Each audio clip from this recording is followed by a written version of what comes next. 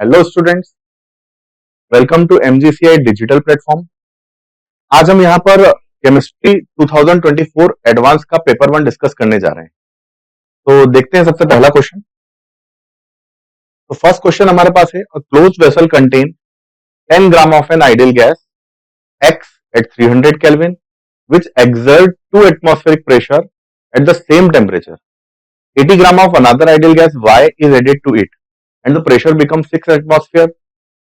तब हमें निकालना है the ratio of the root mean square velocity of X and Y at 300 kelvin temperature. मतलब इस क्वेश्चन में हमको क्या पूछा है, RMS velocity, root mean square velocity पूछा है। तो रूट मीन स्क्वायर वेलोसिटी का फॉर्मूला क्या होता है बेटा, V R M S is equal to under root 3RT by M. अगर इस क्वेश्चन को अगर हम देखें तो इसमें टेम्परेचर तो कांस्टेंट दिया है, दोनों गैसेस के लिए सेम दिया है, आर गैस कांस्टेंट होता ही है। हम लिख सकते हैं कि वेलोसिटी या RMS velocity is inversely proportional to square root of molar mass. M यहां पर क्या है, मोलर मास। मोलर मास है गैसेस का। तो दो डिफरेंट गैसेस है, एक गैस हमारे पास एक्स है, एक गैस हमारे पास वाई है। तो दोनों की वेलोसिटीज का जो रेशियो होगा वो इक्वल टू होगा under root M Y by M x.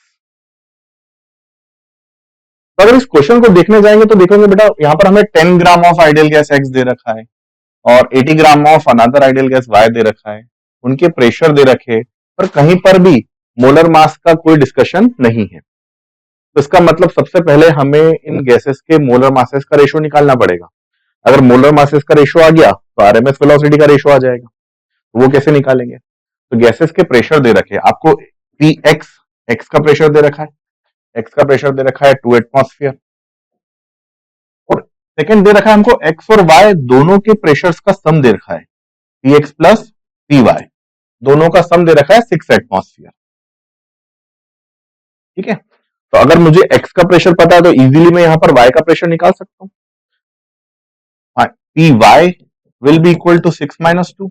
अरे टोटल प्रेशर में से एक्स का प्रेशर क्या कर दिया, माइनस कर दिया। तो पी वाई जो आ जाएगा आपका कितना आ जाएगा बेटा, 4 एटमॉस्फेयर, 4 एटमॉस्फेयर। तो अभी हमने दोनों गैसेस के प्रेशर निकाल लिए, पर हमें निकालना क्या है, उनके मोलर मासेस का रेशियो। तो मोलर मासेस का रेशियो कैसे निकाल सकते हैं, तो देखिए, आप सबने सुना होगा ideal gas equation, PV equals to NRT. ठीक है, जहां पर नंबर ऑफ मोल्स की जगह रख सकते हैं given weight divided by gram molar mass into RT. ठीक है, अगेन कंटेनर के वॉल्यूम सेम, आर कांस्टेंट, टीबी क्या दे रखा है, सेम। तो ये ले सकता हूं मैं, P is directly proportional to W by M. हाँ, याद करो क्या फाइंड क्या करना है आपको, यहाँ फाइंड करना है मोलर मास। तो molar mass will be inversely proportional to W by P. Molar mass जो होगा डब्ल्यू बाय पी के इनवर्सली प्रोपोर्शनल होगा। देन एक्स और वाई के लिए क्या ले सकते हैं हम, एम एक्स और एम वाई का रेशियो जो होगा वो इक्वल टू होगा P Y by P X into, sorry यहां पर लेना वेट, लेना अपने को वेट, ये होगा W X by W Y के इक्वल। अरे इस इक्वेशन से अपन एक्स और वाई के मोलर मासेस का रेशियो फाइंड कर सकते हैं। अगर आप क्वेश्चन देखें तो हमने क्वेश्चन में अभी पी वाई फाइंड किया था 4 एटमॉस्फेयर, पी एक्स गिवन था 2 एटमॉस्फेयर, और डब्ल्यू एक्स और डब्ल्यू वाई गिवन है, W x and W one given है 10 बाय 80, 10 बाय 80। तो बेटा अगर इसको पूरा सॉल्व करें हम, तो ये अपने पास में आ गया 1/4 ratio of M X upon M Y. और मैंने आपको पीछे यहां पर बताया था, देखिए अगर हम फर्स्ट साइड को देखें कि वी आर एम एस का जो रेशियो होगा वी एक्स और वी वाई का इक्वल टू होगा under root of M X by M Y by M X. तो अगर इस इक्वेशन में हम वैल्यू पुट करें V X by V Y is equal to under root M Y by M X, इसकी जगह हम रख सकते हैं 4 रूट 4 एंड रूट 4 होगा 2 and answer will B 2:1। Answer will B 2:1। तो क्वेश्चन को देखते तो फिर 2:1, आंसर विल बी डी। हमारा आंसर जो होगा वो क्या होगा, डी होगा। क्लियर हुई बात यहां पर बेटा। चलिए नेक्स्ट क्वेश्चन पर आते हैं। नेक्स्ट क्वेश्चन है, at room temperature disproportionation of aqueous solution of in Situ generated nitrous acid बेटा नाइट्रस एसिड, यहाँ नाइट्रोजन की ऑक्सीडेशन स्टेट कितनी है, +4 है, और ये बहुत इजीली ऑक्सीडाइज भी हो सकता है और रिड्यूस भी हो सकता है। तो एक्वस सॉल्यूशन में नाइट्रस एसिड की जो रिएक्शन होती है, इसमें ये देता है HNO3 plus NO nitric oxide plus साथ में यहां पर क्या निकलता है, वाटर। या इसी इक्वेशन को हम ऐसा भी लिख सकते हैं, NO3-1 plus NO plus H3O plus hydronium ion के टर्म्स में। तो अगर यहां बात करें तो नाइट्रोजन की ऑक्सीजन स्टेट बेटा आएगी +5, नाइट्रिक ऑक्साइड की ऑक्सीजन स्टेट आएगी यहां पर +2। तो अगर देखें तो +4 वाला +5 से ऑक्सीडाइज भी हुआ और +2 में रिड्यूस भी हुआ, तो डिस्प्रोपोर्शनेशन का एग्जांपल है। और यहां प्रोडक्ट देख लेते हैं, तो product H3O plus NO3 plus and NO, that is our answer will be first. ठीक है, चलिए नेक्स्ट क्वेश्चन पर आते हैं। हालांकि इस क्वेश्चन में आपको रिएक्शन याद होना चाहिए, ठीक है, रिएक्शन याद होना चाहिए। अगर कंसेप्चुअली भी करने जाते हैं तो हमको यहाँ पर वो ऑप्शन सिलेक्ट करने चाहिए थे जिनमें किसी एक प्रोडक्ट का ऑक्सीडेशन स्टेट बढ़ रहा हो और एक का कम हो रहा हो, पर फिर भी आपके पास दो ऑप्शंस निकल के आते सामने। तो इसलिए अगर आपको मतलब प्रिसाइसली इस क्वेश्चन को करना है तो हमें ये रिएक्शन पता होना चाहिए कि HNO2 के डिस्प्रोपोर्शनेशन पर क्या बनता है। ठीक है, नेक्स्ट क्वेश्चन पर आते हैं। अब ये नेक्स्ट क्वेश्चन थोड़ा सा कॉम्प्लिकेटेड क्वेश्चन है, मतलब इसको देख के लग रहा है कि भाई क्या दिया है, aspartame an artificial sweetener is a dipeptide aspartyl phenyl alanine methyl ester, और आपको स्ट्रक्चर दे रखे हैं यहाँ पर फिनाइल एलेनिन और एस्पार्टिक एसिड के, और 4 ऑप्शन दिए, आपको पहचानना है कि इसमें से एस्पार्टिन कौन सा है। फर्स्ट इंस्टेंस पे ऐसा लगता है कि हमें एस्पार्टिन का स्ट्रक्चर पता होना चाहिए तभी हम इस क्वेश्चन को कर सकते हैं, पर ऐसा नहीं है। अगर हम देखें कि यहाँ पर एस्पार्टिन बनता कैसे है, तो ये बनता बेटा aspartic acid plus phenyl alanine methyl ester की रिएक्शन से, मिथाइल एस्टर की रिएक्शन यहां बनता है एस्पार्टिन इक्वल टू एस्पार्टिन।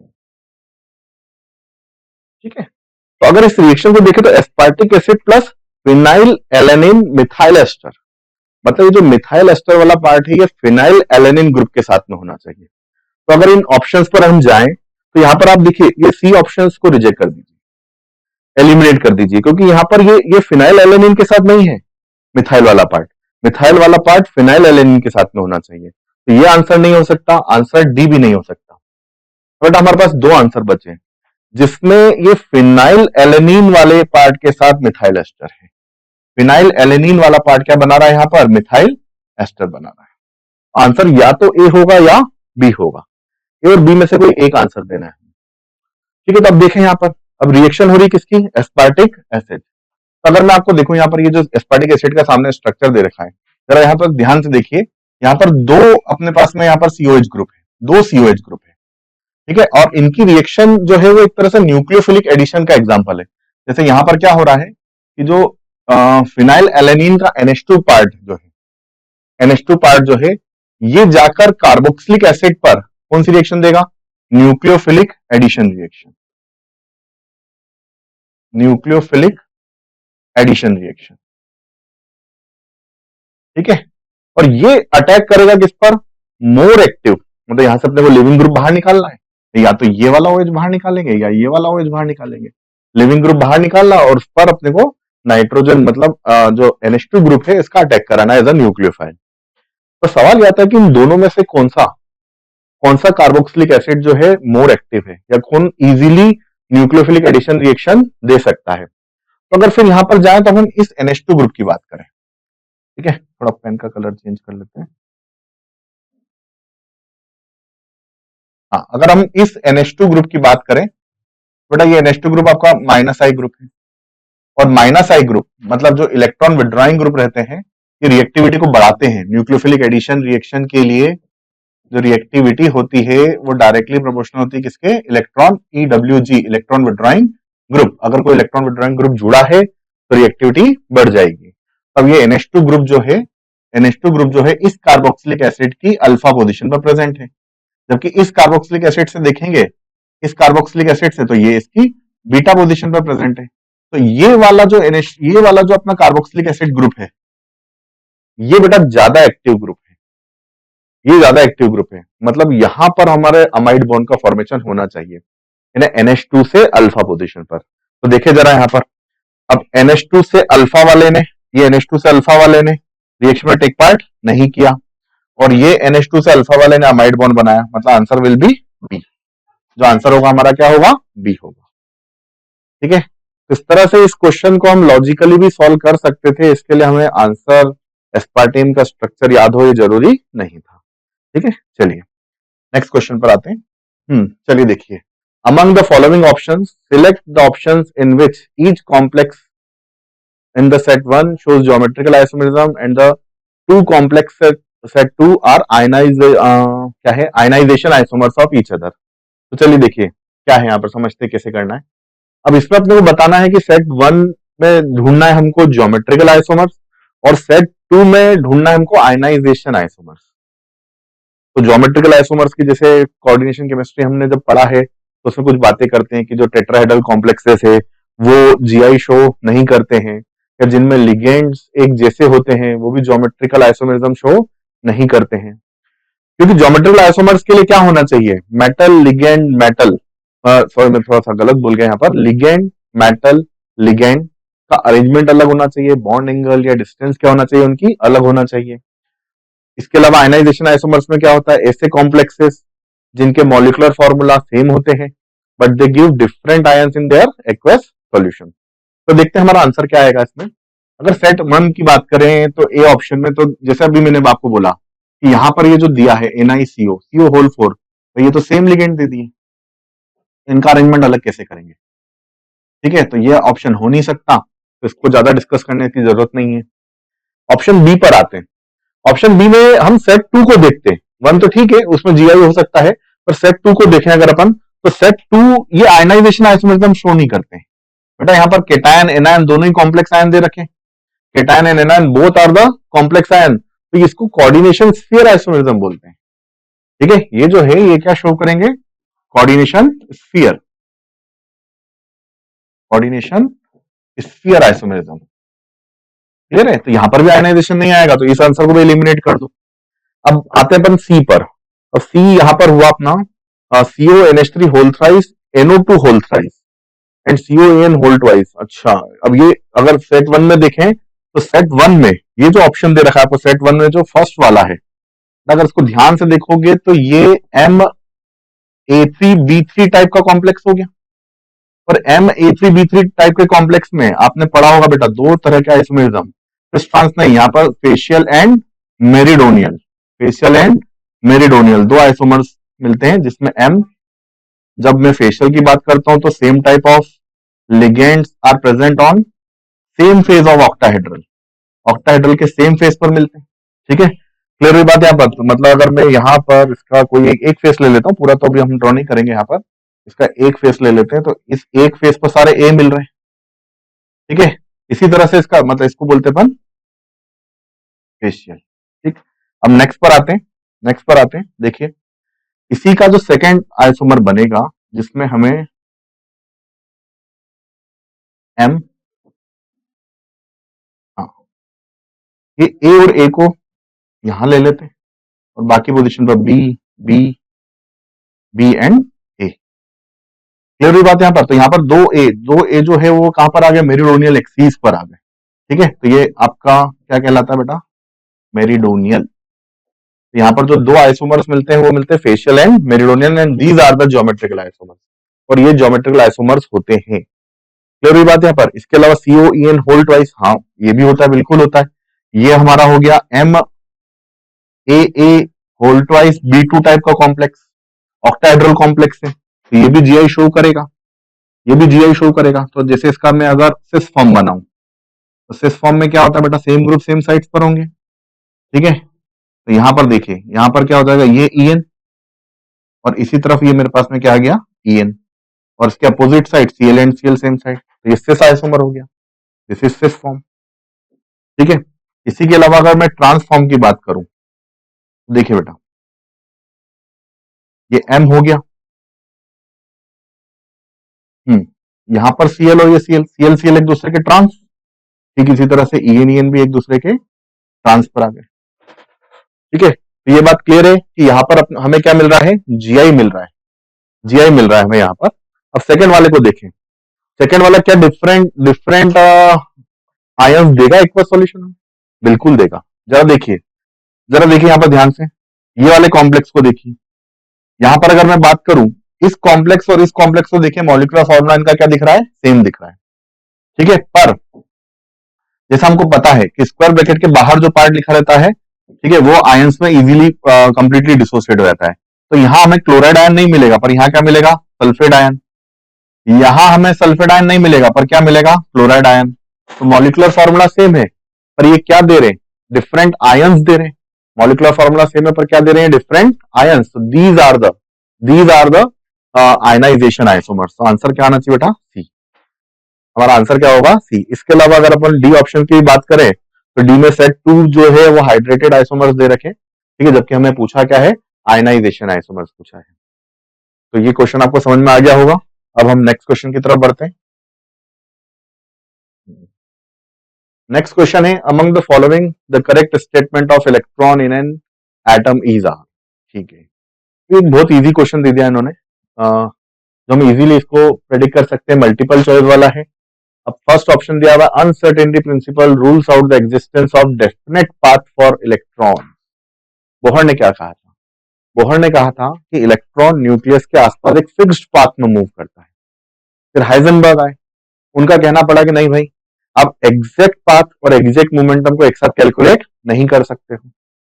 ठीक है, और तभी उसी के बाद ऑर्बिटल का कंसेप्ट आया, ठीक है, जिसमें हम बता सकते हैं हम इलेक्ट्रॉन का एग्जैक्ट पाथ नहीं बता सकते, केवल प्रोबेबिलिटी की बात कर सकते हैं। तो ये स्टेटमेंट बिल्कुल सही है कि अनसर्टेनिटी प्रिंसिपल ने फिक्स्ड पाथ, डेफिनेट पाथ के एग्जिस्टेंस को रूल आउट कर दिया। सेकंड ऑप्शन देखते हैं, energy of an electron in 2s orbital of N atom is lower than the energy of an electron in infinitely far away from the nucleus. सही है क्या ये, बिल्कुल सही है। कैसे भाई, हम पढ़ते हैं कि जैसे जैसे अलग अलग अलग शेल्स में इलेक्ट्रॉन की न्यूक्लियस से क्या बढ़ती है बेटा, डिस्टेंस बढ़ती है। तो डिस्टेंस बढ़ने के साथ क्या बढ़ती है, एनर्जी। तो 2s में अगर कोई इलेक्ट्रॉन है, मतलब सेकंड शेल में इलेक्ट्रॉन है, और हमने बात करी इनफाइनाइट पर, तो जो इलेक्ट्रॉन इनफाइनाइट पर होगा तो उसकी एनर्जी जाहिर सी बात है क्या होगी, मैक्सिमम। आई बात समझ में? तो इनके बीच में क्या होगा, यहाँ पर 2s की एनर्जी लोअर होगी, किस पर, उस इलेक्ट्रॉन से जो उससे दूर होगा, ठीक है। चलिए, तो ये स्टेटमेंट भी सही है। According to Bohr's model the most negative value for the electron is given by n equal to 1 which correspond to the most stable orbit. देखो बेटा, बिल्कुल सही है। आपको एनर्जी का फॉर्मूला याद है, क्या था, -13.6 इंटू z² बाय n²। तो यहां अगर देखें तो जो E है इनवर्स n² के इनवर्सली प्रोपोर्शनल है, ठीक है ना। मतलब n की वैल्यू जितनी कम होगी, ठीक है, नेगेटिव वैल्यू क्या आएगी, उतनी ज्यादा आएगी, मतलब मोस्ट नेगेटिव। तो n कम होना चाहिए, और n सबसे कम क्या होगा, n equal to 1।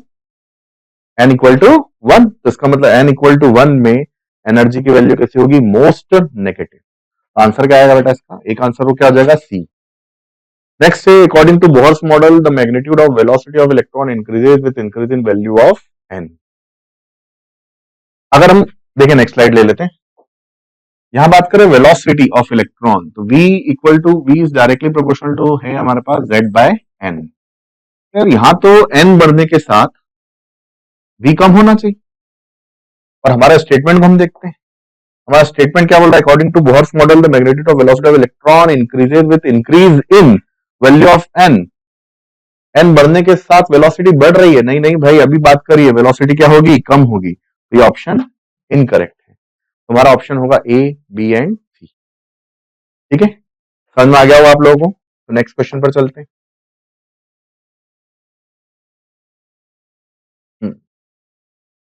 Next question है, reaction of isopropyl benzene with oxygen followed by treatment with H3O plus forms phenol. लिख के दिया उन्होंने, फिनॉल बना रहा है और प्रोडक्ट ए बना रहा है।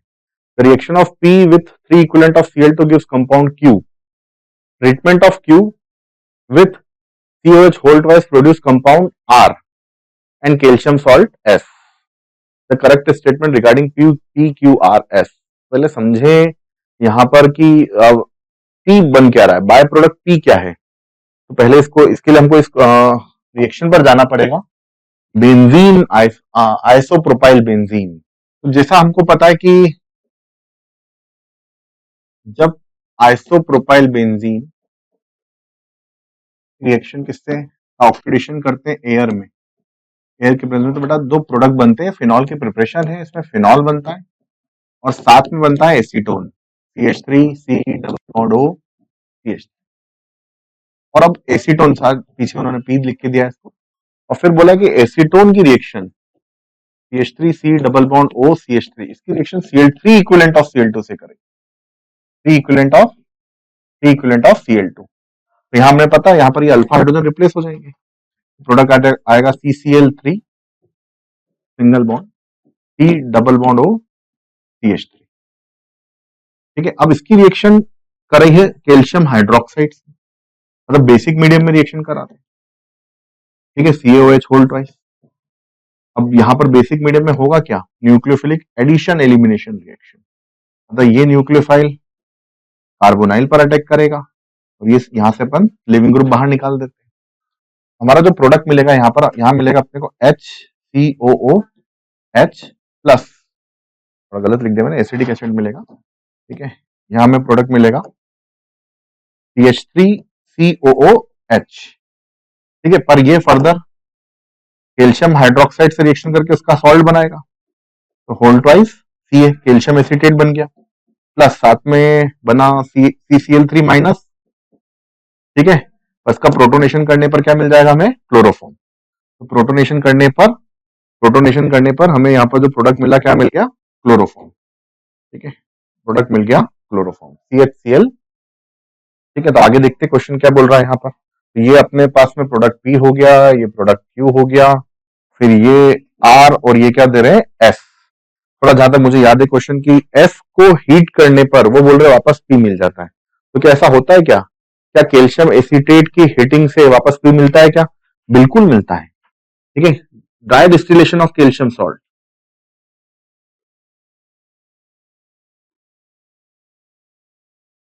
ठीक है, अगर इसको हम क्या करें, इसको हीट करें, फिर इसके दो मॉलिक्यूल्स लेके, तो बिल्कुल यहां पर हमें क्या मिलता है, कीटोन मिलता है CH3CO CH3। ठीक है, तो S को हीट करने पर हमें वापस से क्या मिल जाता है, प्रोडक्ट P मिल जाता है। क्लियर हुई बात है यहाँ पर। तो हम जरा ऑप्शंस देखते हैं, तो ऑप्शन डी सही है। On on S on heating gives P, option D correct है। अब जरा चेक करते हैं option Q react with aqueous NaOH to produce Cl3C CH2OH and Cl3CONA। ये रिएक्शन अगर आप ध्यान से देखो तो केनिजारो का प्रोडक्ट दिख रहा है, केनिजारो का, कि क्यू जो है केनिजारो रिएक्शन देगा। तो देखें हम क्यू है क्या हमारा, तो क्यू क्यू क्यू क्यू ये रहा। और बेटा क्यू में तो ये अल्फा हाइड्रोजन प्रेजेंट है ना। ठीक है, और केनिजारो रिएक्शन कौन देता है, जिसमें अल्फा हाइड्रोजन नहीं मिलते। क्लियर है, तो क्यू जो है ये वाला ऑप्शन सही नहीं हो सकता, क्यू केनिजारो रिएक्शन नहीं दे सकता, इसलिए यहां पर ये सी ऑप्शन करेक्ट नहीं हो सकता। क्लियर हुई बात, यहां पर क्यू जो है हमारा केनिजारो रिएक्शन शो नहीं कर सकता।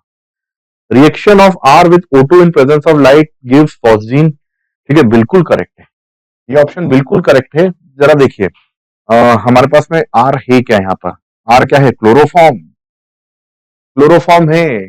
ठीक है, और क्लोरोफॉर्म एयर से रिएक्शन करने पर क्या बनाता है, फॉस्जीन, एक पॉइजनस गैस बनाता है।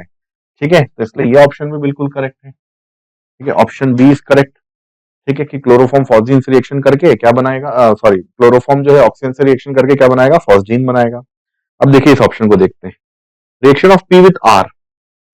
अब पी क्या था हमारा, acetone, CH3C double bond O CH3।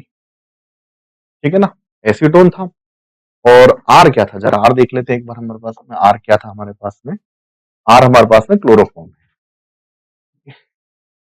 Plus chloroform CHCl3। और फिर वापस बेटा बेटा क्या दे दिया, बेसिक मीडियम। तो बेसिक मीडियम में यहां से H प्लस निकाला, तो CCl3 माइनस मतलब क्या बन गया, न्यूक्लियोफाइल। और न्यूक्लियोफाइल अगेन क्या शो करेगा, nucleophilic addition reaction.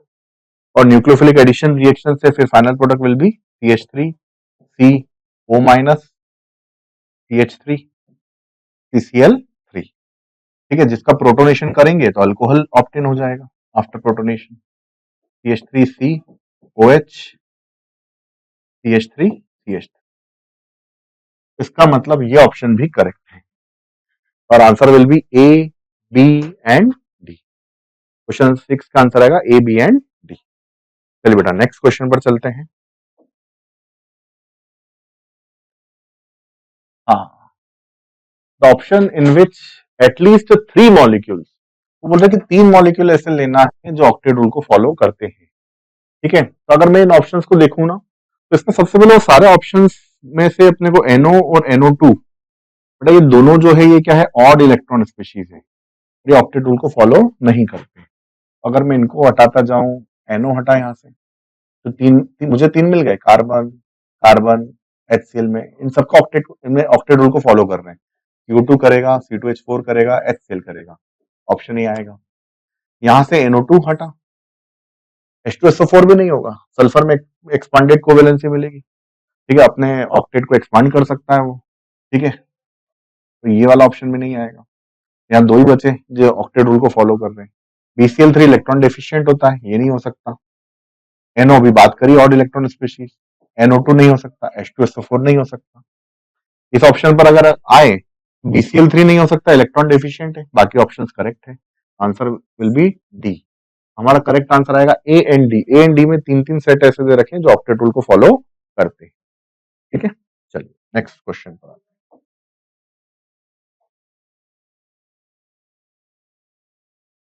Consider the consider the following volume temperature VT diagram for the expansion of 5 mole of an ideal monoatomic gas।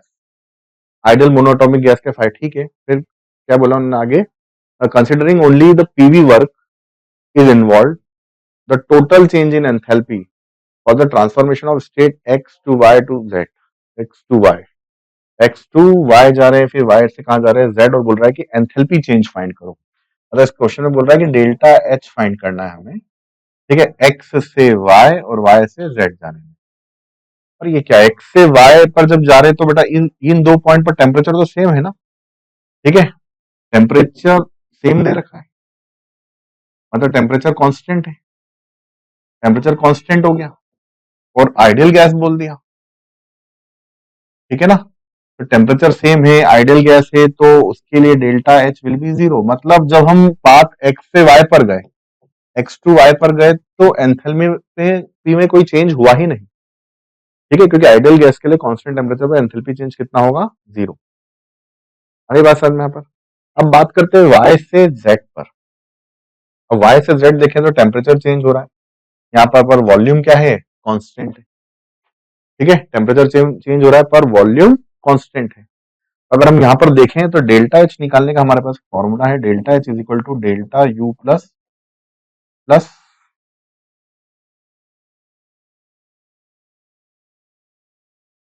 NR delta T। ठीक है, तो इस फॉर्मूले का यूज करते हुए हम यहाँ एंथैल्पी फाइंड कर सकते हैं। तो डेल्टा U तो दिया नहीं क्वेश्चन में, देखें तो डेल्टा U कैसे फाइंड कर सकते हैं, हमें CV तो दिया है ना, तो delta U is equal to क्या होता है, NCV डेल्टा T।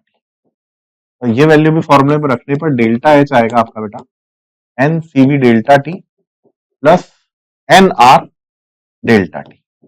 आगे कुछ नहीं बचा, बस केवल वैल्यूज पुट करनी है हमें। Delta H is equal to N की वैल्यू 5 मोल्स दे रखा है N। ठीक है, CV की वैल्यू देख लेते हैं, तो यहाँ पर CV की वैल्यू दे रखी है 12 जूल, टेम्परेचर 335 एंड 415, यही लिख देते हैं यहाँ पर इक्वेशन को वापस से, जैसे delta H is equal to delta U की जगह NCV delta T plus delta plus NR delta T। ठीक है, तो N हो गया 5 मोल्स, CV हो गया 12, और टेम्परेचर में डिफरेंस लेना है, तो 415 और 335 का डिफरेंस। ठीक है, तो आई थिंक आएगा 65 और 15 80, ये डिफरेंस 80 हो जाएगा। Plus 5 into 8.3 into again 80। ठीक है, तो अगर इसको हम सॉल्व कर लेंगे तो हमें आंसर मिल जाएगा। तो अगर हम इसे कैलकुलेट करें तो 5 इंटू 12 इंटू 80 ये नियरली 4800 के आसपास होना चाहिए, और 5 इंटू 8.3 इंटू 80, तो 5 इंटू 80 400, ये आ जाएगा आपका 3320। इन दोनों को ऐड करने के बाद 0 2 1 एंड 8, 8120, और आंसर विल बी 8120। ठीक है, चलिए नेक्स्ट क्वेश्चन पर आते हैं। नेक्स्ट क्वेश्चन, हाँ ये क्वेश्चन बड़ा इजी क्वेश्चन है। Consider the following reaction 3H2 plus 2NO क्या बना रहा है, N2 प्लस 2H2O। ठीक है, उसमें which of the following mechanism which follows the mechanism given below. यहाँ पर आपको मैकेनिज्म दे रखा है और क्या पूछा है, the order of reaction is, reaction का ऑर्डर पूछा है। जैसा हमको पता है कि हम हमेशा ऑर्डर कौन से स्टेप से निकालते हैं बेटा, स्लो स्टेप से। तो क्या स्लो स्टेप दे रखी है, बिल्कुल दे रखी है, slow reaction. This reaction is slow reaction. तो इस रिएक्शन से हम पहले रेट लॉ लिख लेते हैं। तो रेट इक्वल टू यहाँ आ जाएगा प्रोडक्ट के इंटू प्रोडक्ट में आपके दे रखा है N2O2 और इंटू H2। अब जरा देखिए, क्या मेरी मेन रिएक्शन में कहीं भी N2O2 आ रहा है क्या? मेन रिएक्शन में कहीं भी N2O2 नहीं है, मतलब ये N2O2 इंटरमीडिएट है, और कभी भी रेट लॉ इंटरमीडिएट की टर्म्स में नहीं लिखा जाता है। तो सबसे पहले आपको इस N2O2 का क्या फाइंड करना पड़ेगा, कंसंट्रेशन। तो देखें कहां से निकालें, इस स्टेप से निकालेंगे जहां रिवर्सिबल रिएक्शन दे रखी है, क्योंकि हमको पता है यहाँ पर फॉरवर्ड और बैकवर्ड के लिए रेट कांस्टेंट जो है, मतलब equilibrium constant, this will be equal to product upon reactant, और रिएक्टेंट में आएगा NO टू द पावर। ठीक है, तो यहां से मुझे N2O2 का कंसंट्रेशन मिल जाएगा। N2O2 will be K1 by K minus 1 into NO to the power 2।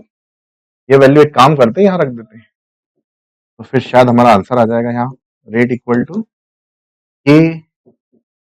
K1 by K minus 1, और N2O2 की जगह आ जाएगा NO to the power 2 into H2। ठीक है, मतलब यहाँ पावर 2 आ रहा है और यहाँ पावर 1 आ रहा है, और आपको पता है रेट लॉ एक्सप्रेशन में रिएक्टेंट की कंसंट्रेशन की पावर्स का सम ही ऑर्डर ऑफ रिएक्शन होता है। तो एक पावर 2 और एक पावर 1, तो 2 प्लस 1, और आंसर विल बी 3, और आंसर विल बी 3। हमारा जो आंसर होगा वो कितना होगा, 3 होगा। ठीक है, चलिए नेक्स्ट क्वेश्चन पर आते हैं। नेक्स्ट क्वेश्चन देखते हैं हम। नेक्स्ट क्वेश्चन है आपके पास में, complete the reaction of acetaldehyde with access of formaldehyde upon heating with concentrated solution gives P and Q।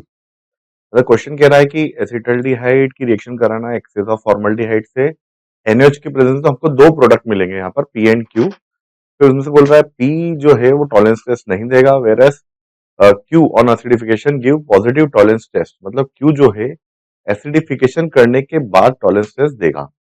फिर treatment of P with excess cyclohexanone in presence of catalytic amount of paratoluene sulphonic acid gives product R।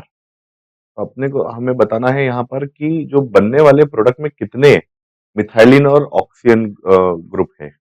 देखते हैं बेटा क्या कर सकते हैं हम यहाँ पर। तो सबसे पहले इन्होंने दिया है हमें एसिटल्डिहाइड। एसिटल्डिहाइड मैं लिख देता हूँ यहाँ पर,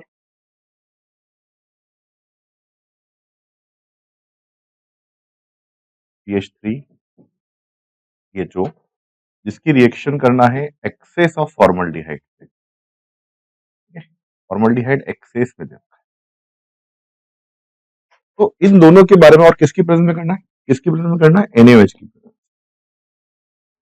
तो जैसा आपने पता है कि बेसिक कंडीशंस में एसिटल्डिहाइड जो है, ठीक है, जिसमें अल्फा हाइड्रोजन होता है, ये अल्डोल रिएक्शन देता है। ठीक है, और जो फॉर्मल्डिहाइड है ये हमें कैनिजारो रिएक्शन देता है, कैनिजारोस रिएक्शन। तो हमें इन दो रिएक्शन को दिमाग में रखते हुए इस क्वेश्चन को सॉल्व करना है कि एसिटल्डिहाइड की अल्डोल रिएक्शन, ठीक है, जिसमें बेसिक कंडीशंस में बेस के साथ में OH माइनस आयन के साथ में ये एसिडिक हाइड्रोजन मतलब अल्फा हाइड्रोजन को रिमूव करके ठीक है कार्ब एनायन का फॉर्मेशन करेगा जो न्यूक्लियोफाइल की तरह काम करेगा। और ये न्यूक्लियोफाइल किस पर अटैक करेगा? फॉर्मल्डिहाइड पर। मतलब फॉर्मल्डिहाइड पर न्यूक्लियोफिलिक एडिशन रिएक्शन होगी। तो पहले देखते हैं इस रिएक्शन को, हम कंटिन्यू करते हैं आगे।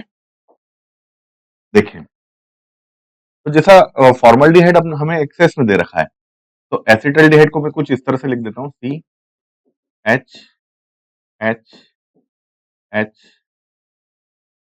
CHHCHO।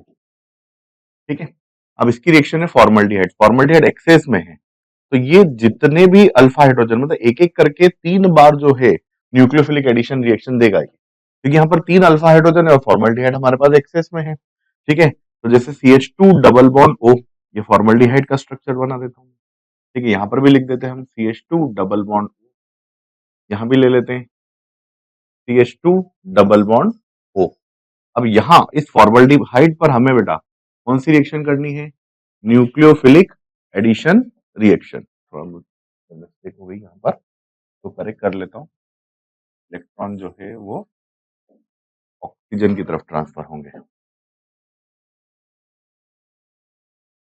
CH2 double bond O and CH2 double bond O, ये इलेक्ट्रॉन ऑक्सीजन की तरफ ट्रांसफर, ये इलेक्ट्रॉन ऑक्सीजन की तरफ ट्रांसफर, और यहां से जब हम H प्लस निकालेंगे, ठीक है ना, H प्लस निकालेंगे तो ये अटैक करेगा कहां पर? CH2 पर। क्लियर हुई बात? यहाँ पर कार्बन जो है वो CH2 पर अटैक करेगा, इसी तरह से इधर भी कार्बन CH2 पर अटैक करेगा, ये कार्बन किस पर अटैक करेगा? CH2 पर अटैक करेगा। क्लियर हुई बात? यहाँ तो हमें जो प्रोडक्ट मिलेगा कुछ इस तरह से प्रोडक्ट मिल जाएगा यहाँ। ठीक है, C single bond CH2OH single bond CH2OH single bond CH2OH and CHO। पर हमारे साथ में फॉर्मल्डिहाइड है जो एक्सेस में है हमारे पास में। अब देखें यहाँ पर, अब यहाँ हमारे पास में 2 प्रोडक्ट मिल गए हैं, ठीक है, जिसमें दोनों में ही अल्फा हाइड्रोजन प्रेजेंट नहीं है। मतलब रिएक्शन मिक्सचर में हमारे पास में एक ये कंपाउंड है और एक फॉर्मल्डिहाइड है, पर दोनों में ही अल्फा हाइड्रोजन नहीं है। मतलब अब ये क्या करेंगे बेटा? NaOH के साथ, NaOH की प्रेजेंस में कैनिजारो रिएक्शन शो करेंगे। More reactive aldehyde will form salt of carboxylic acid, ठीक है, and less reactive will form alcohol. ठीक है, and final product is CH2OH CH2OH CH2OH and CH2OH। This might be our P and this is our Q। एक बार question को देख लेते हैं, question में शायद यही बोला था, इसकी रिएक्शन पर क्या बन रहा है? P एंड Q बन रहा है। P does not give tolerance test, Q give tolerance test. मतलब अब इन दोनों में से अगर हम देखें तो ये जो फॉर्मल्डिहाइड है, फॉर्मल्डिहाइड सॉरी, जो सॉल्ट बना है फॉर्मिक एसिड का, इसका एसिडिफिकेशन करने पर फॉर्मिक एसिड, ठीक है, और फॉर्मिक एसिड आप सभी जानते हैं कौन सा टेस्ट देता है? Tolerance test. ठीक है, पर यहां पर जो P है, P जो है ये टॉलरेंस टेस्ट नहीं देता है। क्लियर हुई बात यहाँ पर? तो अब फर्दर उन्होंने क्या, मतलब Q और P को हमने आइडेंटिफाई करा, और फर्दर P का ट्रीटमेंट, जो P बना है उसका ट्रीटमेंट उन्होंने किया साइक्लोहेक्सेनोन से। ठीक है, तो इतनी रिएक्शन आप लोगों को क्लियर हुई कि यहां पर पहले हमने क्या करा, जो एसिटल्डिहाइड है बेसिक कंडीशंस में वो क्या बनाएगा? कार्बन आयन, और एक्सेस ऑफ फॉर्मल्डिहाइड से न्यूक्लियोफिलिक एडिशन रिएक्शन देकर कुछ इस तरह का प्रोडक्ट बनाएगा। ठीक है, जिसमें अल्फा हाइड्रोजन नहीं होगा। फॉर्मल्डिहाइड में भी अल्फा हाइड्रोजन नहीं है, तो फिर हम किसको फॉलो करा? हमने कैनिजारो रिएक्शन को। ठीक है, कैनिजारो रिएक्शन में हमें क्या मिला? यहाँ पर क्या मिला? सॉल्ट ऑफ फॉर्मिक एसिड, ठीक है, and alcohol. Salt of formic acid का एसिडिफिकेशन करने पर फॉर्मिक एसिड जो टॉलरेंस टेस्ट देता है, ठीक है, पर अल्कोहल जो है वो टॉलरेंस टेस्ट नहीं देता है। ठीक है, क्लियर हुई बात यहाँ? अब इसकी रिएक्शन देखते हैं कि साइक्लोहेक्सेनोन से कैसे होगी।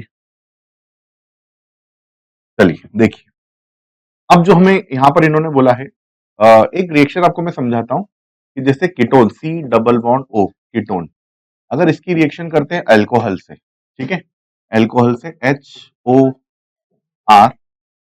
HOR, तो न्यूक्लियोफिलिक एडिशन रिएक्शन होती है, पर मैं थोड़ा उसको इस तरह से समझा देता हूं प्योर एसिटल बनता है। तो उसको हम अभी फिलहाल इस तरह से समझ सकते हैं कि यहां से हम वाटर एलिमिनेट कर देते हैं, ठीक है, और यहां बना देते हैं क्या, यहां बना देते हैं एसिटल, ठीक। तो इसी तरह से अब देखिए, जो हमारा गिवन जो प्रोडक्ट पी बना था, प्रोडक्ट पी बना था, उसमें हमारे पास में 4 हाइड्रोक्सी ग्रुप्स है, ठीक है।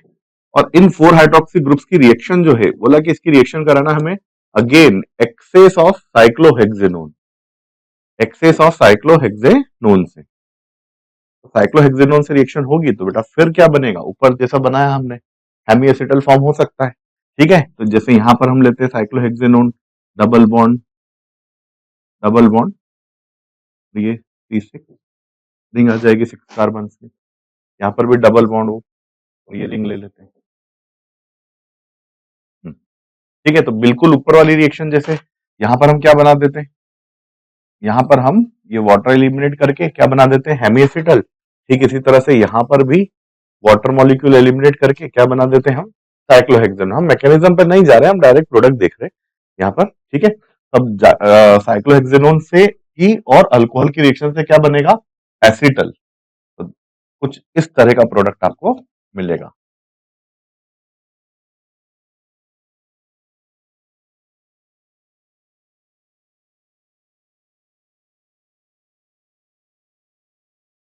एक प्रोडक्ट ये, एक इधर हो गया,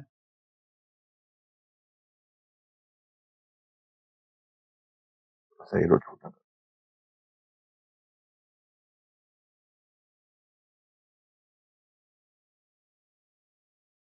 ये। अब हमारे पास क्वेश्चन क्या है कि जो फाइनल प्रोडक्ट बना है किसमें कितने CH2 और कितने O ग्रुप्स है। तो अगर हम CH2 ग्रुप्स काउंट करें यहां पर तो देखिए, देखिए 1 2 3 4 5, 5 इधर है तो ठीक, इसी तरह से 1 2 3 4 5 यहां होंगे, ठीक है, 1 2 यहां पर हो गए, ठीक है। क्लियर हुई बात यहाँ पर, प्रोडक्ट में थोड़ा सा गड़बड़ हो गया, हाँ ठीक है। और 2 CH2 ग्रुप ये रहे हमारे, ठीक। यहाँ पर total 5 plus 5 10, 10 plus 4, 10 plus 4, total CH2 groups हो गए कितने बेटा, टोटल CH2 ग्रुप 14। अब ऑक्सीजन काउंट करो, 1 2 3 and 4, total oxygen groups are 4। 14 plus 4, तो नेट ऑक्सीजन नेट सम जो आएगा, जो कितना आ जाएगा, 18 आ जाएगा। क्लियर हुई बात यहाँ पर, CH2 ग्रुप 14 है, ऑक्सीजन कितने हैं, 4, तो इन दोनों का सम करने पर आंसर आएगा 18। तो आवर आंसर विल बी 18। चलिए नेक्स्ट क्वेश्चन की तरफ चलते हैं हम लोग।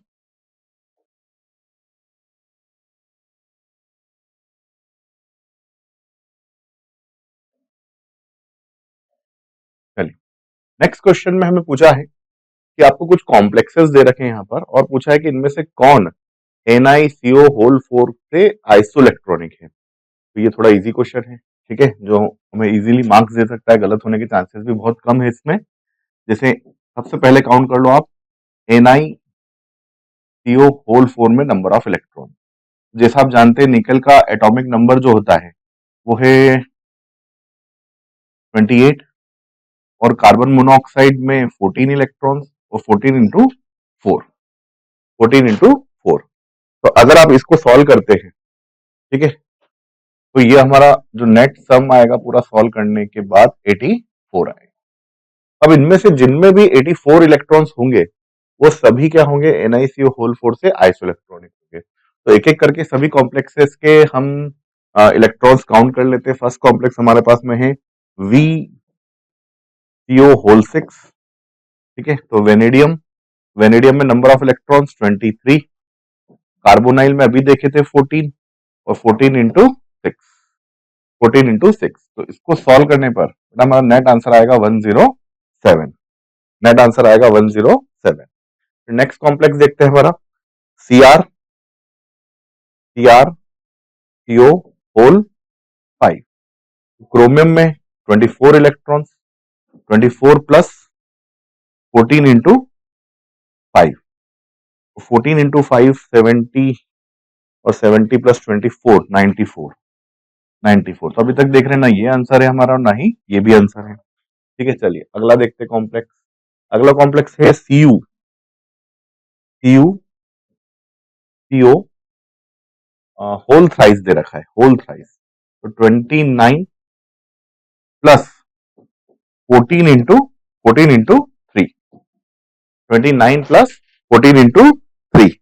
ठीक है बेटा, इसका पूरा जब सम करोगे आप तो ये जो आंसर आएगा आएगा आपका 29, 14 इंटू 3 30, 30 और 20 12 42 71, 71। तो ये भी हमारा आंसर नहीं है, हमें 84 चाहिए। ठीक है, चलिए नेक्स्ट कॉम्प्लेक्स पर आते हैं। नेक्स्ट कॉम्प्लेक्स हमारे पास में है MnCO, MnCO होल 5। Mn में number of electrons 25, atomic number 25 होता है। कार्बोनाइल में बेटा कितने इलेक्ट्रॉन्स हैं? कार्बोनाइल में 14 इलेक्ट्रॉन्स अभी बात कर रहे हैं, इंटू 5। ठीक है, तो सम करने पर कितना आ रहा है बेटा? 95। तो ये भी हमारा आंसर नहीं है। ठीक है, नेक्स्ट ऑप्शन पर आते हैं, FeCO whole 5, FeCO whole 5। Fe में number of electrons 26 plus 14 into 5। ठीक है, ये कितना आएगा बेटा? 96।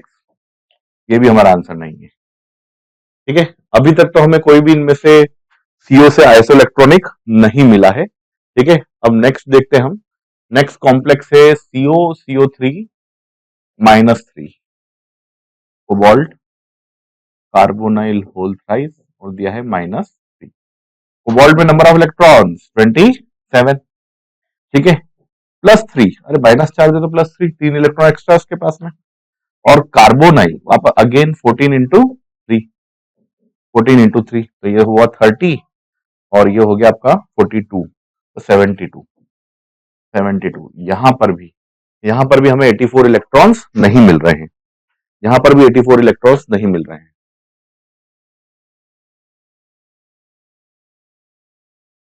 नेक्स्ट देखते हैं हम यहां पर। ठीक है, तो अभी तक तो हमें इनमें से कोई भी ऑप्शन जो है करेक्ट नहीं लग रहा है।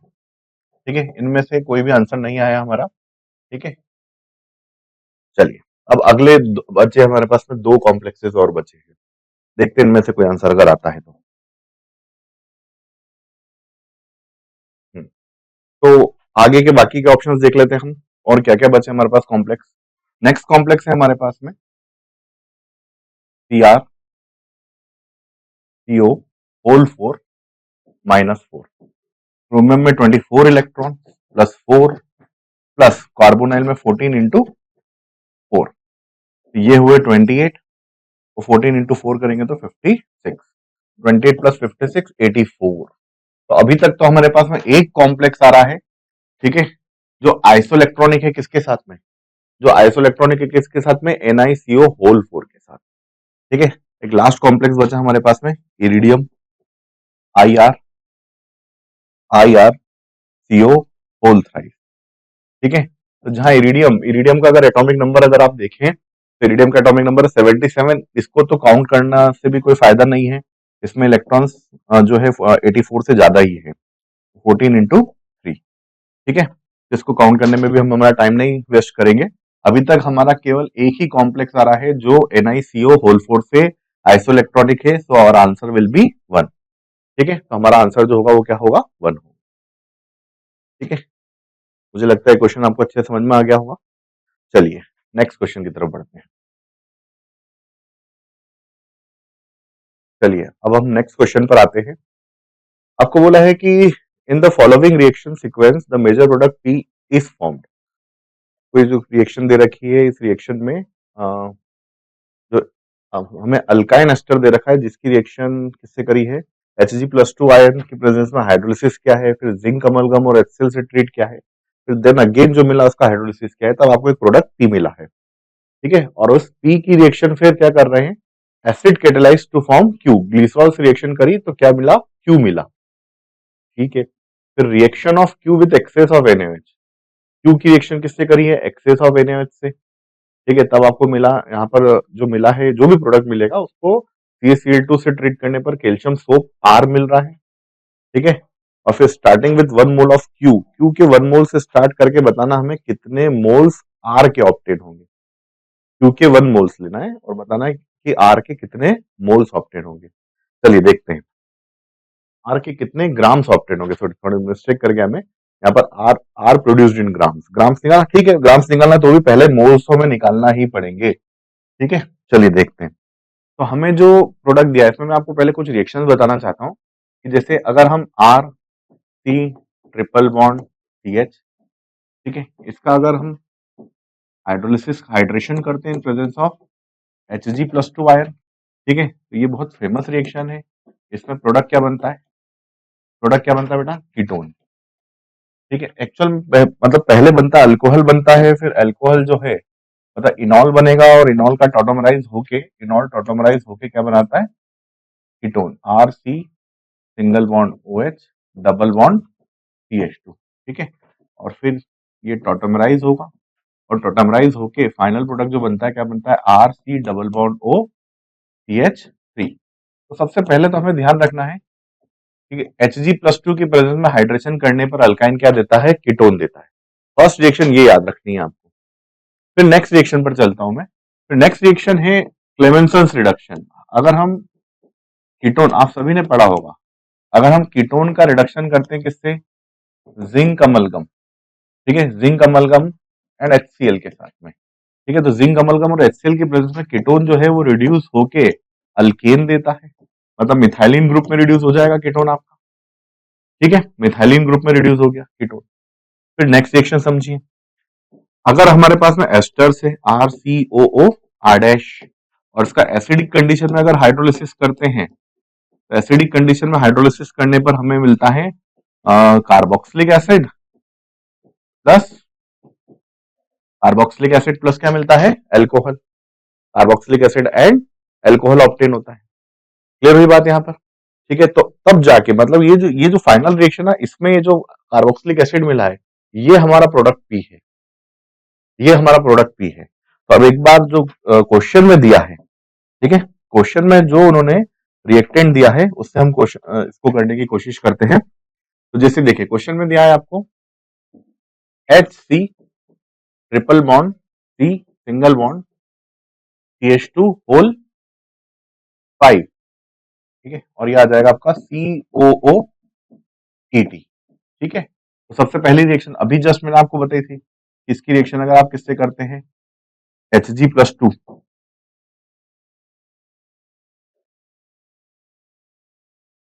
ठीक है, अगर यहाँ पर Hg+2 की प्रेजेंस में इसका हाइड्रेशन किया जाता है तो इसके हाइड्रेशन से हमें मिलेगा ketone CH3 C double bond O single bond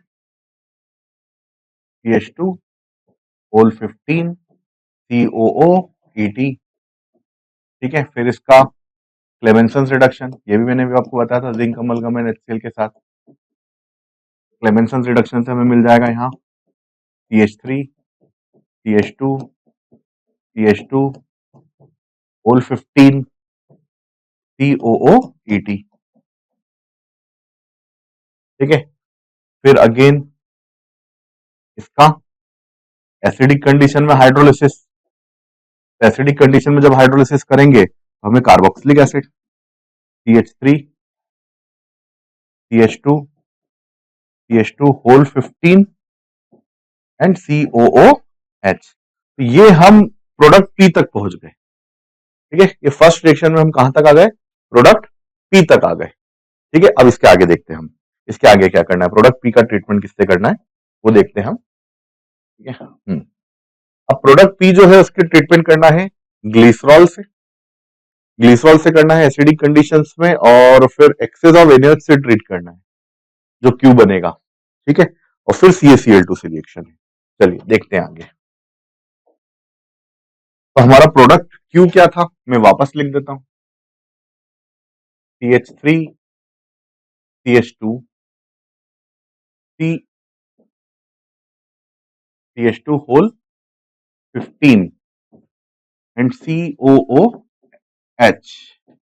ठीक है, अब इसको ट्रीट करना है किससे, ग्लिसरॉल से। ग्लिसरॉल, ग्लिसरॉल आपके पास में है HO CH2 CH2 OH CH2 OH। इसमें थोड़ा सा मैं करेक्शन कर देता हूँ, यहाँ पर CH। ठीक बेटा, क्या होता है जब भी आप क्या करते हो, कार्बोक्सिलिक एसिड की रिएक्शन किससे करते हैं, एल्कोहल से। तो यहाँ से H, यहाँ से OH, SN2 रिएक्शन के थ्रू हम यहाँ किसका फॉर्मेशन करते हैं, किसका फॉर्मेशन करते हैं, एस्टर का। ठीक है, तो इसी तरह से यहाँ पर भी क्या होगा, कार्बोक्सिलिक एसिड और ग्लिसरॉल एसिडिक कंडीशन में रिएक्ट करके, एसिडिक कंडीशन में रिएक्ट करके क्या बनाएंगे, यहाँ पर एसिडिक कंडीशन में रिएक्ट करके क्या बनाएंगे, एस्टर का फॉर्मेशन करेंगे। ठीक है, तो यहाँ एस्टर्स मतलब ग्लिसरेट्स मिल जाएंगे हमें फैटी एसिड्स के।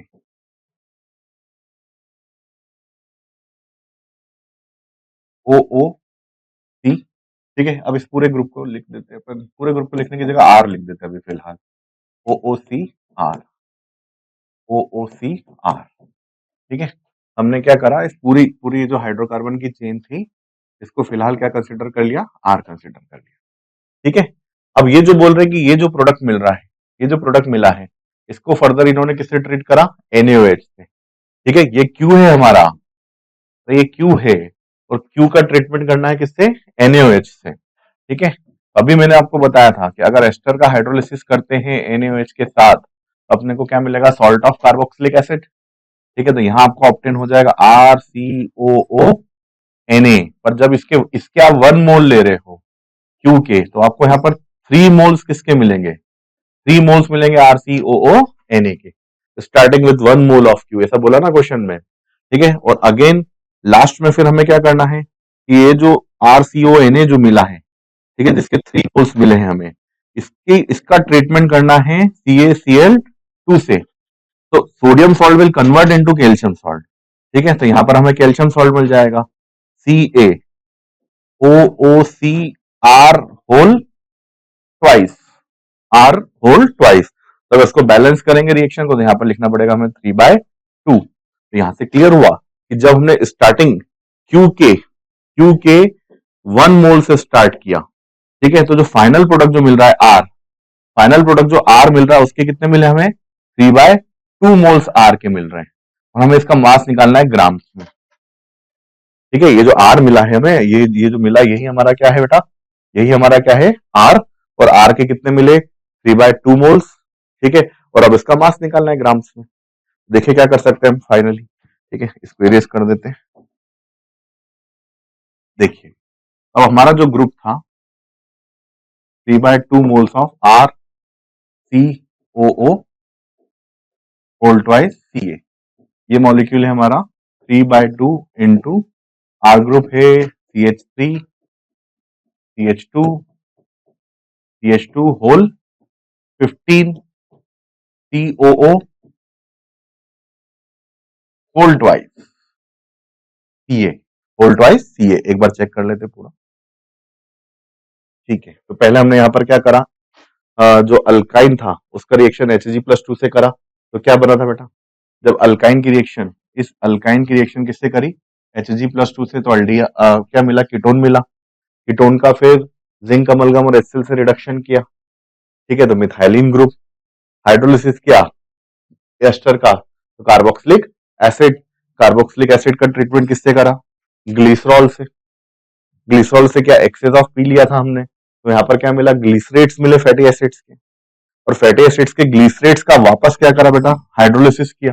मतलब जो फैटी एसिड्स के ग्लिसरेट्स मिल रहे वो हमारा क्या है बेटा, क्यू है, क्यू मिल चुका है हमें, उसका हाइड्रोलिसिस करा तो क्या मिला था, सोडियम सॉल्ट्स मिले। सोडियम सॉल्ट का ट्रीटमेंट किया CaCl2 से, तो क्या मिला, कैल्शियम सॉल्ट मिले कार्बोक्सिलिक एसिड के या फैटी एसिड्स के, और क्या, और वही हमारा क्या है, आर है।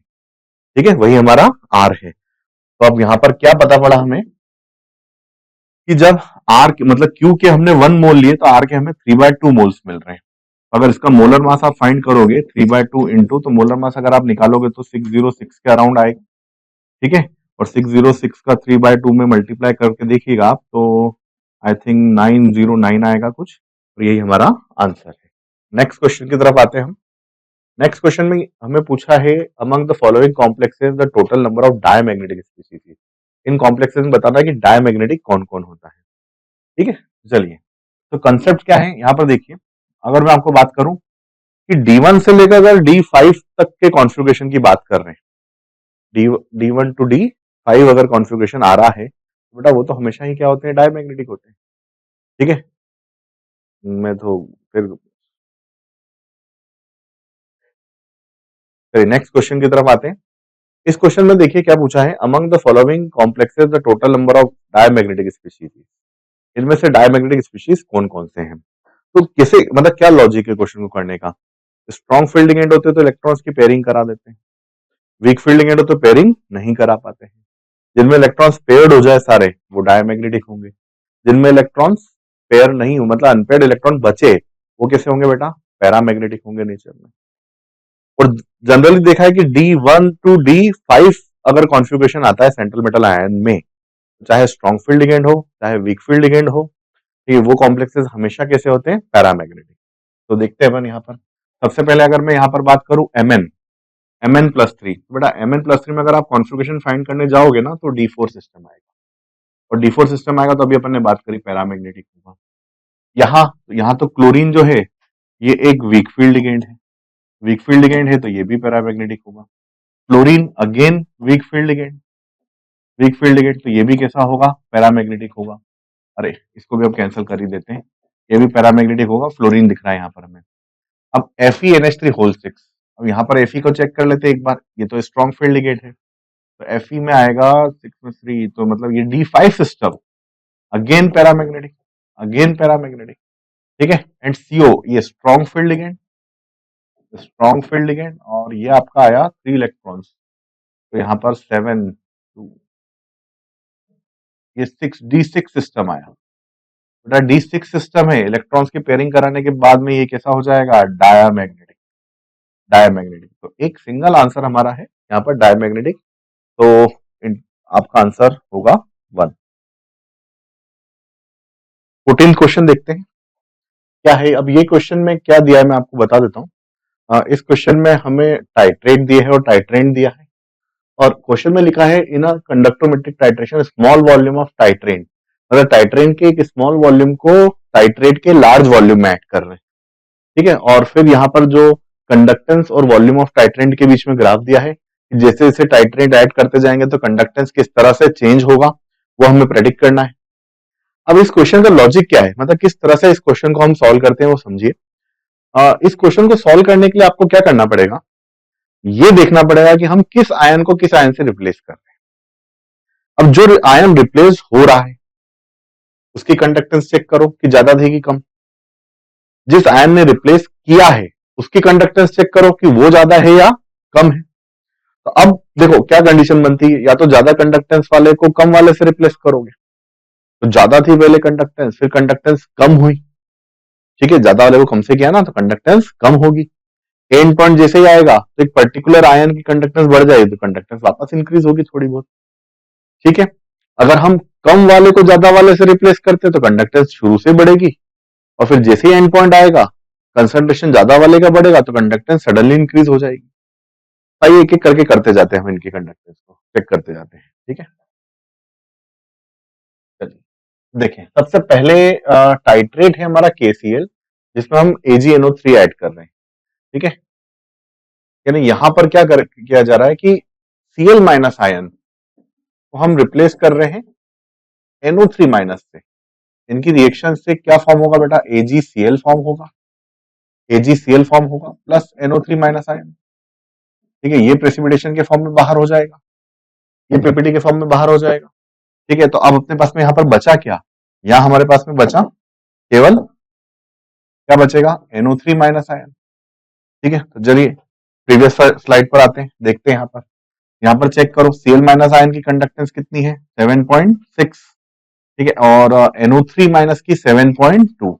इसकी कंडक्टेंस ज्यादा है, इसकी कंडक्टेंस ज्यादा है, Cl माइनस की कंडक्टेंस ज्यादा थी, मतलब हमने ज्यादा वाले को कम वाले से रिप्लेस किया। ठीक है, मतलब Cl माइनस की कंडक्टेंस ज्यादा थी, इसकी कंडक्टेंस कम थी। मतलब जैसे जैसे Cl रिप्लेस होगा कंडक्टेंस डिक्रीज होगी और फिर इंक्रीज होगी, बोले डिक्रीज होगी फिर इंक्रीज होगी, तो बोले ये डिक्रीज होगी फिर इंक्रीज होगी, बोले तो सेकंड ग्राफ में भी है। ठीक है, सेकंड ग्राफ में भी, तो सेकंड ग्राफ के यहाँ पर बहुत डिक्रीज जो हो रहा है, बहुत स्टीप हो रहा है, बहुत सडन डिक्रीज हो रहा है। बेटा ऐसा मोस्टली H+ या OH- आयन की कंडीशन में होता है। ठीक है, तो इसलिए यहाँ पर जो P वाला है उसका आंसर आना चाहिए 3। थर्ड ग्राफ करेक्ट है P वाले के लिए।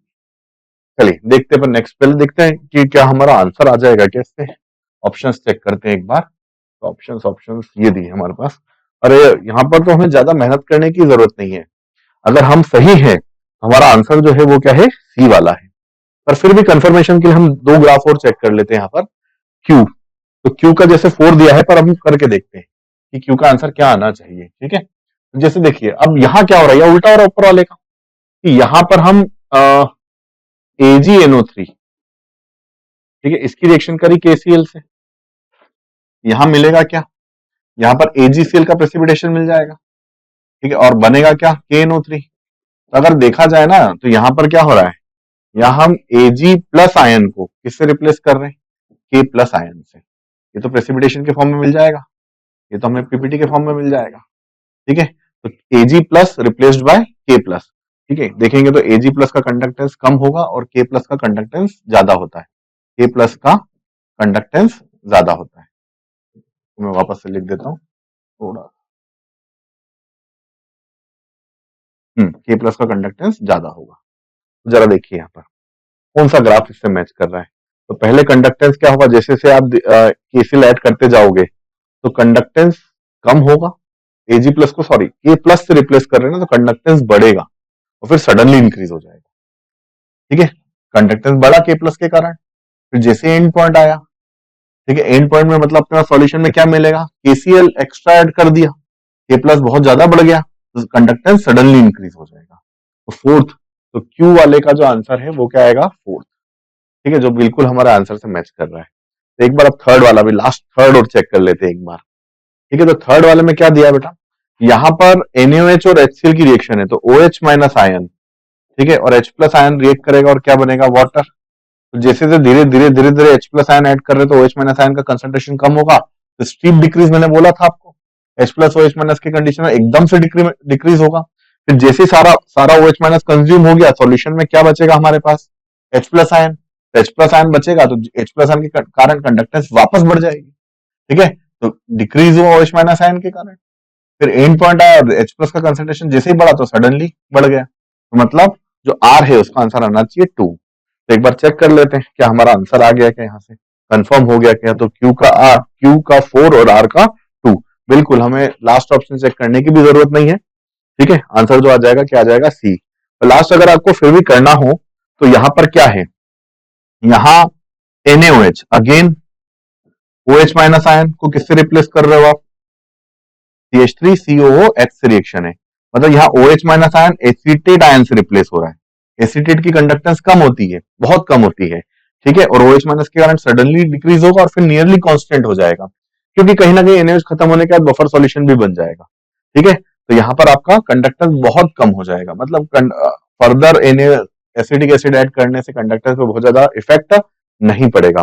OH माइनस आयन कम हुआ, स्टीप डिक्रीज, देन कांस्टेंट। ठीक है, तो एस का फिफ्थ है। ठीक है, जो बिल्कुल हमारे आंसर के साथ मैच कर रहा है। चलिए हम नेक्स्ट क्वेश्चन की तरफ आते हैं। इस क्वेश्चन में आपको लिस्ट 1 में कुछ मॉलिक्यूल्स दे रखे हैं जेनॉन के, और लिस्ट 2 में उनकी ज्योमेट्री दे रखी है और लोन पेयर के नंबर दे रखे हैं, लोन पेयर के नंबर। उनको लिस्ट 1 और लिस्ट 2 को मैच करना है।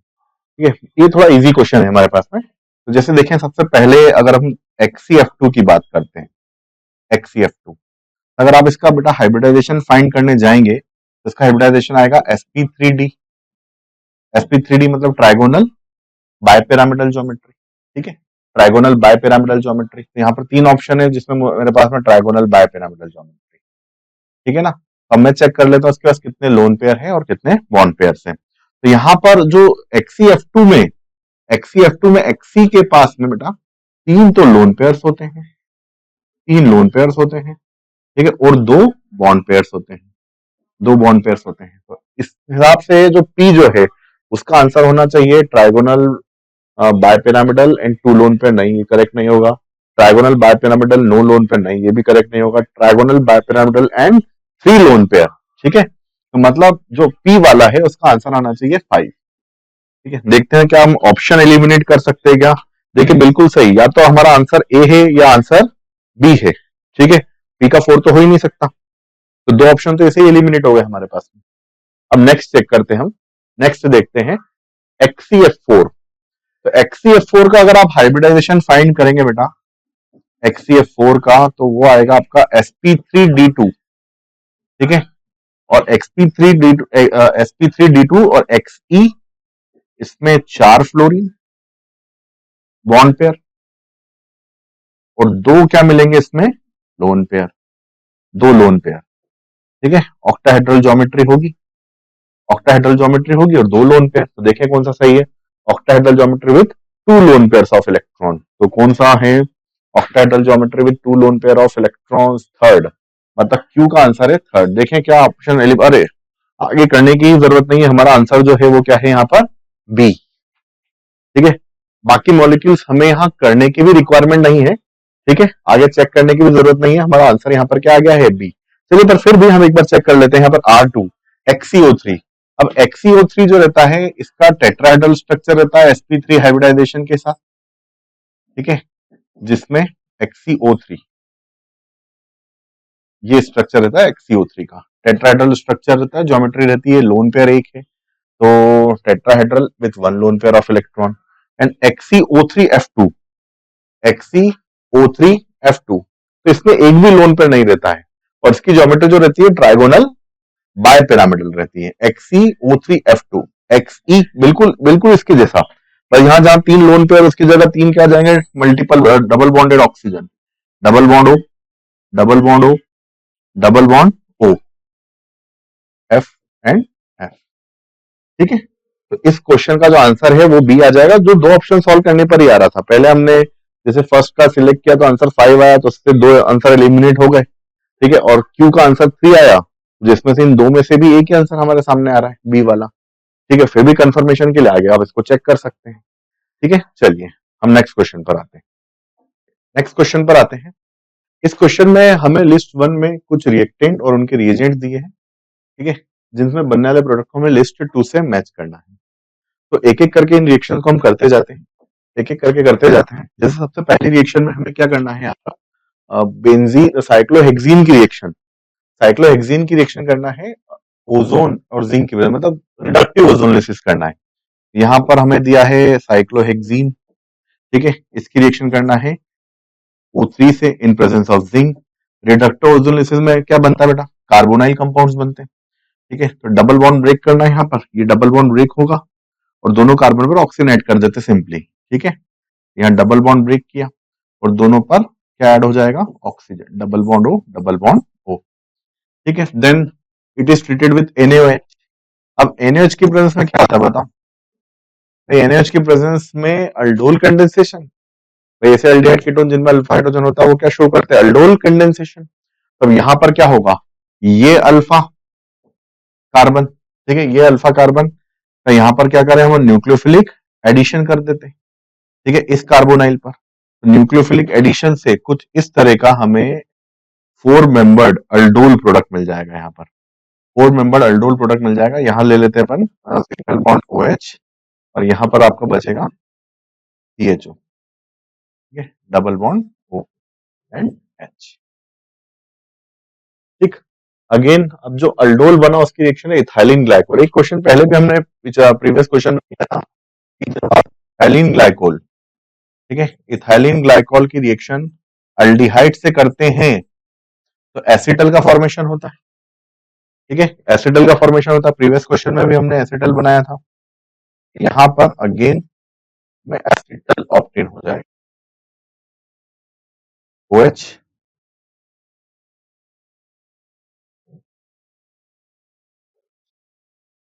ये एसिटल फॉर्म हो गया, ठीक है।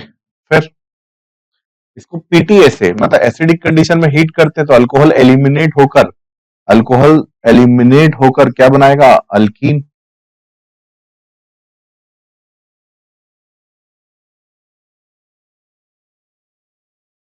अल्कीन बनाएगा, ठीक है। और फिर जो बना है, जो अल्कीन बना है उसका BH3 और H2O2 से रिएक्शन, हाइड्रोबोरेशन ऑक्सीडेशन, ठीक है, जिसमें मार्कोवनीज एडिशन के जरिए हम क्या बनाते हैं, एंटी मार्कोवनीज एडिशन के जरिए अल्कोहल बनाते हैं, ठीक है। अब यहाँ पर जो हमारा ये जो प्रोडक्ट बना था मैं इसे यहाँ पर वापस ड्रॉ कर देता हूँ, अल्कीन, ये हमारा एसिटल ग्रुप, ठीक है। और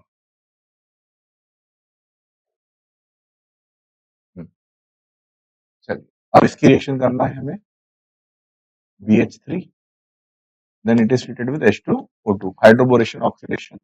हाइड्रोबोरेनेशन ऑक्सीडेशन में प्रोडक्ट जो बनेगा वो मार्कोवनी रेडिशन के थ्रू, एंटी मार्कोवनी रेडिशन के थ्रू क्या बनेगा, एल्कोहल। तो यहाँ अगेन क्या आ गया आपका OH ग्रुप, ठीक है, अगेन OH ग्रुप आ गया। क्लियर हुई बात यहाँ पर। अब फाइनली जो प्रोडक्ट बना उसका रिडक्शन करना है। अच्छा, एक और स्टेप रह गई यहाँ पर, हाइड्रोलिसिस, ठीक है। तो अगर हम एसिटल ग्रुप का हाइड्रोलिसिस करते हैं तो एसिटल के हाइड्रोलिसिस से क्या ऑब्टेन हो जाता है, अल्डिहाइड, PHO, ठीक है, अल्डिहाइड ऑब्टेन हो जाएगा और ये OH ग्रुप। और अल्डिहाइड का हमने अगर रिडक्शन किया तो अल्डिहाइड के रिडक्शन से मिलता है क्या, अल्कोहल, ये अल्कोहल मिल गया, CH2OH एंड OH, ठीक है। तो देख लेते हैं कौन सा आंसर सही है इसमें। फर्स्ट वाले में ये CH2OH, फर्स्ट वाले का आंसर जो आ रहा है बेटा यहाँ पर दिख रहा है, फर्स्ट वाले का आंसर क्या आ रहा है, थर्ड। तो जो P है उसका आंसर अभी तक हमें मिला थर्ड। अगर ऑप्शंस पर जाए हम तो हमारे पास में तीन ऑप्शन है जिसमें P का आंसर क्या दिया है, 3 दिया है, ठीक है। मतलब यहाँ पर केवल हम 5 वाले को एलिमिनेट कर सकते हैं, तो अभी हमें और भी करके देखना पड़ेंगे। हम एक बार सेकंड क्वेश्चन और ट्राई कर लेते हैं, सेकंड क्वेश्चन और ट्राई कर लेते हैं कि इसका आंसर क्या आ रहा है। चलिए देखते हैं। तो यहाँ पर फिर क्या हुआ, अगेन सेम रिएक्शन है, इथाइलिन यहाँ पर ओजोनोलिसिस से क्या बनाएंगे अपन, अल्डिहाइड। फिर एक्वस NaOH से करेंगे तो वापस aldol condensation, intramolecular, ethylene glycol, acetal का फॉर्मेशन, ठीक है। एसिडिक कंडीशन में हीट करके क्या बनाना पड़ेगा, अल्कीन। फिर हाइड्रोबोरिनेशन ऑक्सीडेशन, ठीक है, हाइड्रोलिसिस, ठीक है, हाइड्रोलिसिस हेमी एसिटल का, और फिर रिडक्शन। तो मतलब सेम सेम रिएक्शन को रिपीट करना हमें, तो देखते जाते हैं वापस से इस बार क्या बनेगा प्रोडक्ट, ठीक है। डबल बॉन्ड और यहाँ पर क्या आ रहा है, CH3। चलिए सबसे पहले रिडक्टिव ओजोनोलिसिस कर देते हैं।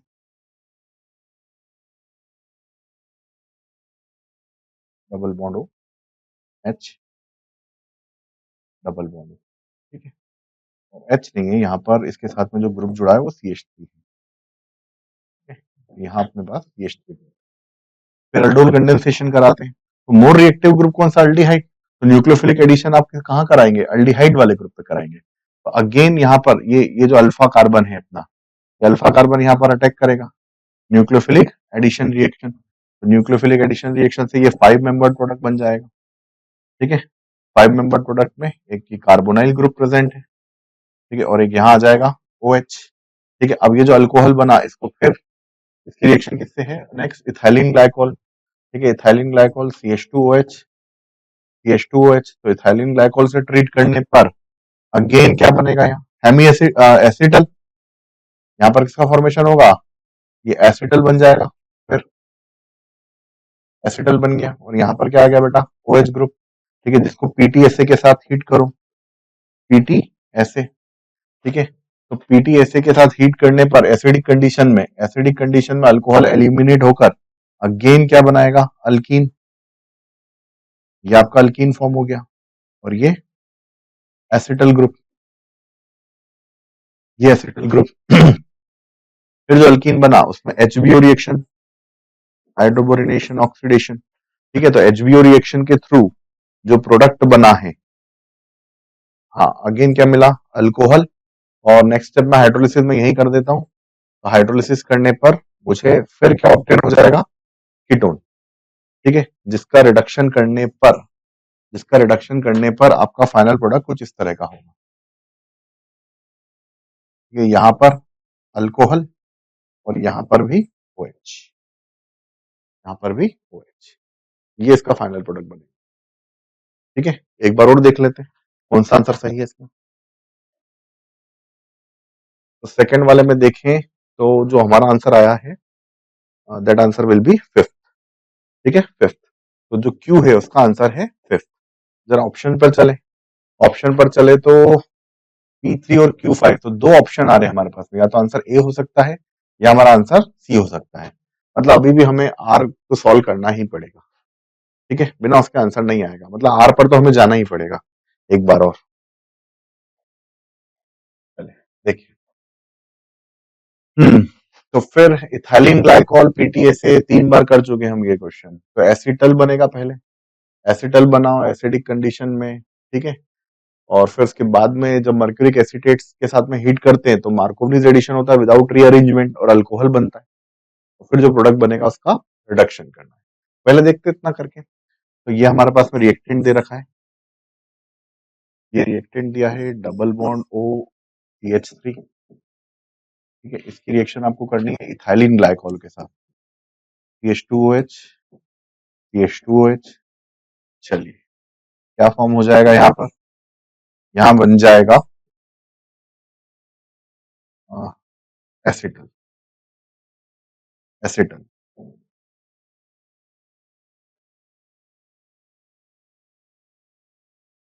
ये एसिटल का फॉर्मेशन होगी, ठीक है। Then it is treated with mercuric acetate, ठीक है, मर्क्यूरिक एसिटेट से रिएक्शन करना है यहाँ पर, मतलब हाई ऑक्सीमर्क्यूरेशन डीमर्क्यूरेशन पर जा रहा है, ऑक्सीमर्क्यूरेशन डीमर्क्यूरेशन की रिएक्शन पर। ऑक्सीमर्क्यूरेशन डीमर्क्यूरेशन की रिएक्शन में अगर हम देखें,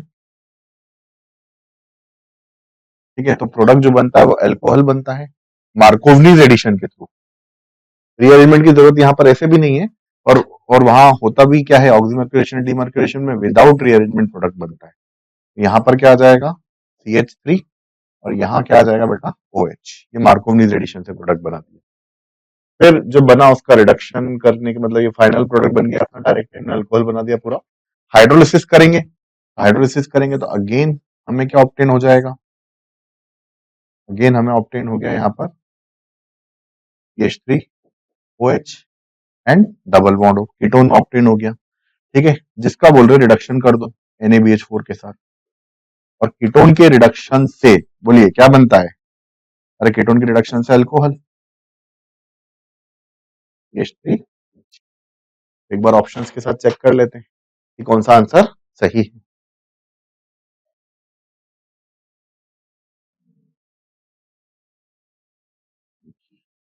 तो जो आर है, आर का हमारा आंसर आ रहा है 4, आर का आंसर आएगा बेटा 4, ठीक है, तो अगर ऑप्शन पर जाएं तो R4 फर्स्ट ऑप्शन में दे रखा है, करेक्ट आंसर विल बी ए, ठीक है, इसका करेक्ट आंसर क्या होगा, इसका करेक्ट आंसर क्या होगा बेटा ए। तो चलिए नेक्स्ट क्वेश्चन पर चलते हैं।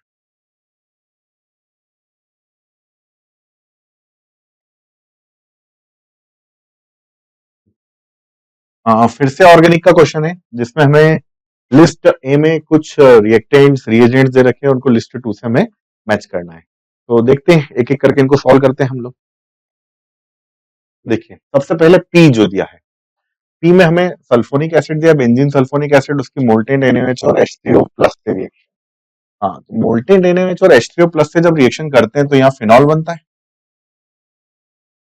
फिनॉल की प्रिपरेशन, और फिनॉल ऑर्थोपैरा डायरेक्टिंग होता है, कंसंट्रेटेड और हाईली एक्टिवेटिंग ग्रुप होता है, कंसंट्रेटेड HNO3 के प्रेजेंस में क्या करेगा, नाइट्रेशन शो करेगा, हमें यहाँ पर क्या करना है बेटा, नाइट्रेट ग्रुप जोड़ना है, कहां पर, ऑर्थो पर, पैरा पर, then again at ortho, ortho para ortho, ठीक है, तीनों जगह पर क्या हुआ, नाइट्रेशन हुआ, और नाइट्रेशन होके जो प्रोडक्ट मिल रहा है क्या मिल रहा है, नाइट्रिक एसिड, और sorry picric acid, picric acid, जो प्रोडक्ट मिल रहा है क्या मिल रहा है, पिक्रिक एसिड,